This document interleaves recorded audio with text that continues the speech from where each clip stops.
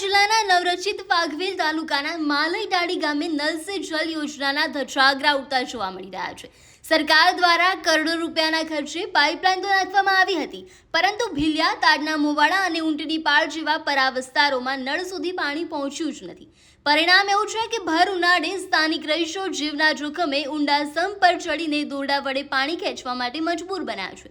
સ્થાનિકોનો આક્ષેપ છે કે પાણી પુરવઠા વિભાગ અને વાસ્મોનો ખર્ચ માત્ર કાગળ ઉપર જ સીમિત રહ્યો છે અને સંપમાં આવતું પાણી પણ પીવાલાયક તો નથી જ।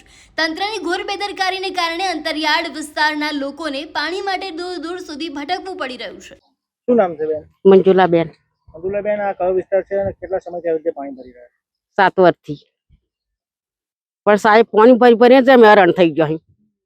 ચલાતું જ નહીં, શું કરીએ? ઢોરોનું પૂરું કરીએ કે અમારું પૂરું કરીએ કે મોહનનું કરીએ? શું કરીએ? આવા જ બનાવે તો 4-5 દને જતા પાણી આવે છે, પછી આ ઘરમાં પાણી કેટલું વેસાય બોલો। અને નદીની દોહે થયા તારે પાણી પડી જવાનું પીવાનું, તે પીવાનું તો લાવીએ કે ઢોરોને લાવીએ કે નહીં કે ધોઈએ તો અમારું પૂરું થાય એટલા। શું નામ છે આપનું? રંગીતભાઈ બાબરભાઈ પરમાર। રંજીતભાઈ, આ કયો વિસ્તાર છે? અમારા ભીલિયા, તાબે ભીલિયા, ઊંટણીની પાર।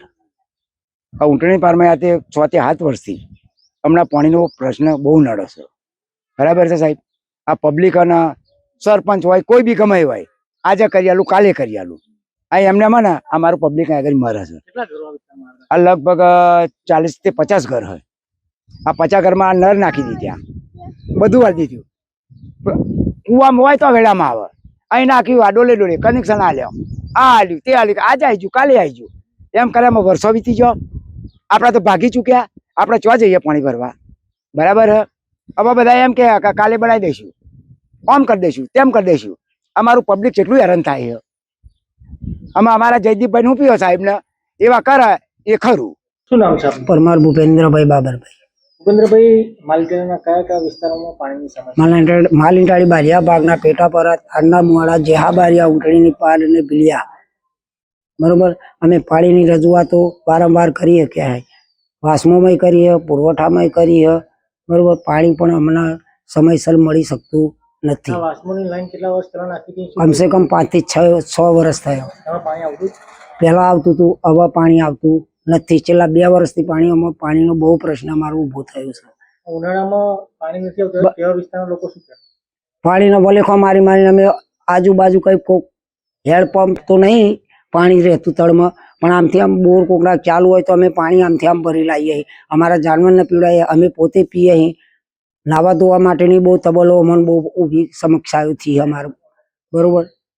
હવે આની આ પરિસ્થિતિમાં આ બાબતે કોઈને રજૂઆત કરીશું નેતાઓના ઉપર? અમે પુરવઠામાં જે રજૂઆતો કરેલી, વાસ્મોમાં એવો રજૂઆતો કરેલી, બરોબર। અમે એવા કે અમે ઉપર જાણ કરીએ છીએ, પછી ઉપરથી તમારે આ બધું નિરીક્ષણ કરવા માટે આવશે, બરોબર। છતાં 1-2 ગાડીઓ લેલા અને કઈ રીતનો પ્રશ્ન સોલ્વ કરીને જોઈએ મને પોતાને ખબર નથી।